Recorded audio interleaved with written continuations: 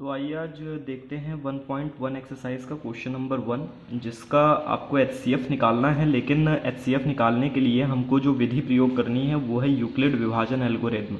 इसका प्रयोग करके हमको एचसीएफ ज्ञात करना है। और जो हमारे पास संख्याएं दे रखी हैं वो हैं 135 एंड 225, 135 और 225 का हमको एचसीएफ निकालना है। तो यहाँ पर मैंने दोनों विधियों का प्रयोग किया है। एक विधि जो आप शुरू से पढ़ते चले आए हैं, गुणनफल विधि द्वारा। गुणनफल विधि द्वारा हम जो है इसका एचसीएफ निकाल करके ये जांच कर लेंगे कि हम यूक्लिड विभाजन एल्गोरिथम द्वारा जब एचसीएफ निकालते हैं तो क्या हमारा एचसीएफ इस एचसीएफ के बराबर आता है। अगर दोनों विधियों द्वारा निकाला गया एचसीएफ समान है तो इसका मतलब है कि हमारा यूक्लिड विभाजन एल्गोरिथम द्वारा निकाला गया एचसीएफ भी ठीक है। तो सबसे पहले तो गुणनफल विधि द्वारा हम देखते हैं कि एचसीएफ कैसे निकालते हैं। तो हमने 135 का अलग गुणनखंड कर लिया और 225 का अलग गुणनखंड कर लिया। 135 का जब हम गुणनखंड करते हैं तो आपने कक्षा 6 से लेकर के कक्षा 8 तक में ये पढ़ा होगा कि कैसे गुणनफल विधि द्वारा हम एचसीएफ निकालते हैं, कैसे उनका गुणनखंड करते हैं। तो देखिए 135 इसको हम 3 से, सबसे पहले 2 से तो जाएगा नहीं क्योंकि इसका अंतिम जो इकाई अंक है वो 5 है, जो 2 से कटता नहीं है। हम इन तीनों संख्याओं को आपस में जोड़ करके देखते हैं कितना आता है। तो 5 3 8, 8 और 1 9, 9 जो संख्या होती है वो 3 से विभाजित हो जाती है, इसलिए हम इसको 3 से सबसे पहले भाग देंगे। तो 3 चौक को 12, 13 जो है 4 बार में कटा, यहाँ से 1 हासिल चला गया 5 के पास, तो ये 15 हो गया, 3 पचे 15, तो 45 के यहाँ 135। फिर 3 को हम 45 को 3 से भाग देते हैं तो हमारे पास 15 आता है। फिर 15 को 3 से भाग देते हैं 5 आता है, 5 5 से कट जाता है। तो हमारे पास जो संख्या आई 3 गुणे 3 गुणे 3 गुणे 5।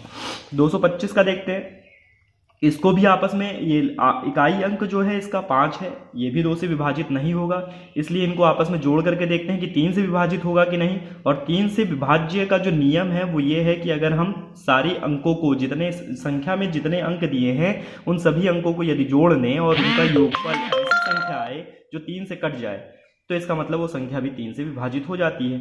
तो 5 2 7, 7 2 9, 9 3 से कटता है, इसलिए इसको भी 3 से भाग देंगे। तो 3 सते 21, 22 में से 1 इसके पास चला गया तो 15 आ गया, 3 पचे 15, 75 आया। फिर 3 से भाग देंगे तो 25 यहाँ 75 होता है। फिर 5 से भाग देंगे तो 5 हम 25 हो जाता है, और फिर 5 एकम 5। तो इसका गुणनखंड हो गया 3 गुणे 3 गुणे 5 गुणे 5।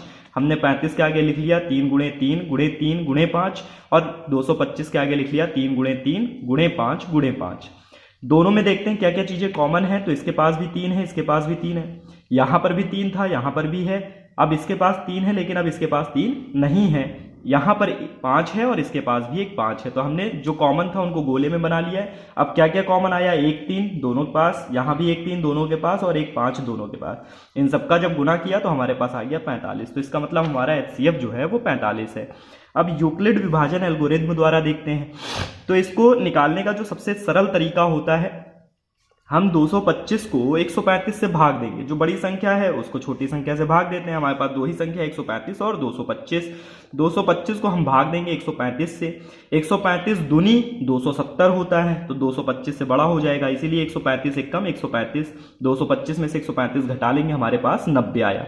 अब हमको क्या करना है, ये हमारा शेषफल हो जाता है, लेकिन हम इसी शेषफल को भाजक मान लेते हैं। और अब हमारा भाज्य क्या हो जाएगा, 135, यानी कि 135 हमने उठा करके यहाँ रख दिया और 90 से 135 को भाग देंगे। 90 दूनी 180 हो जाता है, इसीलिए हम 90 एक कम 90 लिखते हैं, हमारे पास बचता है 45। अब हम ये वाला 90 उठा करके इसको यहाँ लिख देते हैं और 45 से इस 90 को भाग देते हैं, तो 45 दूनी 90, पूरा पूरा 90 कट जाता है। यानी जो अंतिम भाजक जो हमारा होता है, जो अंतिम भाजक है जिससे भाज्य पूरा पूरा कट जाता है, वही भाजक हमारा एचसीएफ कहलाता है। अब मान लीजिए कि यहाँ पर 45 से 90 है, यदि यहाँ पर 90 की जगह कुछ और होता, जैसे मान लीजिए 100 होता और हम 45 से 100 को भाग देते, तो 45 दूनी 90 लिखते, यहाँ 90 आ जाता, 10 बच जाता। तो फिर हम 45 को लिखते और 10 से भाग देते, तो 10 से भाग जब देते 45 को तो 4 बार में जाता, 40 आ जाता। फिर 5 बचता, फिर 5 को 10 को 5 से भाग देते तो 5 दूनी 10 आ जाता, पूरा पूरा कट जाता। तो हमारे पास जो अंतिम संख्या बचती 5, वो हमारा भाजक हो जाता। लेकिन जहां पर ये पूरा पूरा कट जाता है और जिस भाजक से ये संख्या पूरी कटेगी, वही भाजक हमारा एचसीएफ कहलाता है। चलिए, उम्मीद करता हूं आपको ये क्वेश्चन समझ में आ गया। अगर नहीं समझ में आता है तो आप फिर से दोबारा पूछें।